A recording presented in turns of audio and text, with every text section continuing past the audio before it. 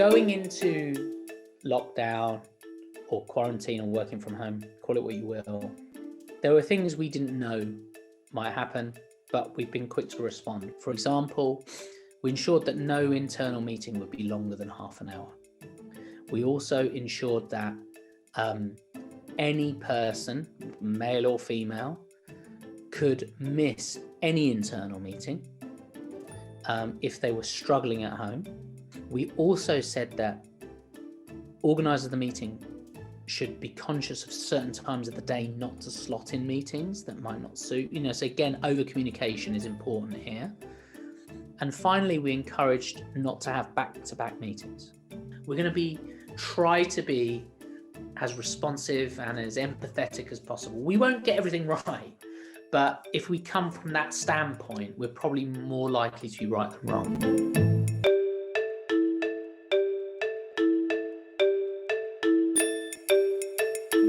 I think the 9 to 5 commute, Monday to Friday commute, has been a thing, that was set up pre-internet, pre-mobile.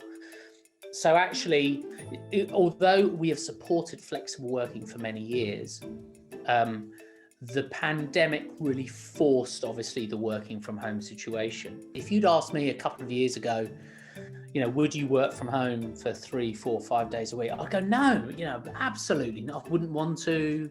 But what this has shown me actually is the commute was largely a waste of time. This isn't a negative thing. It's a way of learning constructive and becoming more productive. So I think the greatest thing is about taking away what we've learned during COVID and working from home and blending it with what a magic that only an office can bring.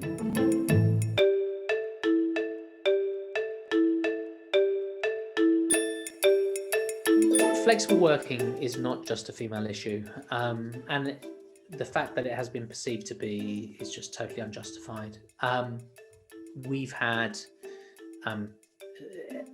essentially every single person within Twitter in the UK wants to work more flexibly as time goes on, whether they're male or female. We did surveys before, and I think we were asked how many days per week do you work from home, and 80% of people said 0, and that's flipped now. So I think that the old perception was, say, hugely unjustified, and actually I think just put women under unnecessary pressure and anxiety.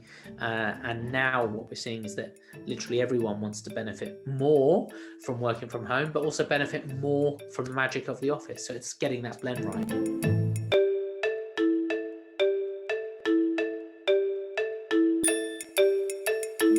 It's been absolutely enforced at the top, that from top down, that flexible working is not just here to stay, it's encouraged, to suit the individual. If someone wants to come in 5 days a week, that's totally cool, come. But if someone doesn't, we're very flexible about that. Now, obviously, some jobs, client-facing jobs, probably require you to be in more than jobs that don't involve client interaction so much. The other issue is that the proximity to power. So if the most senior people are in, should you be in? Do you, and I think that psychologically, people might have felt that before. Hopefully that's gone. I certainly don't think it harms, well, I know at Twitter it doesn't harm development, promotion, etc. We look at various different factors, but it's not how many hours you're sat at your desk.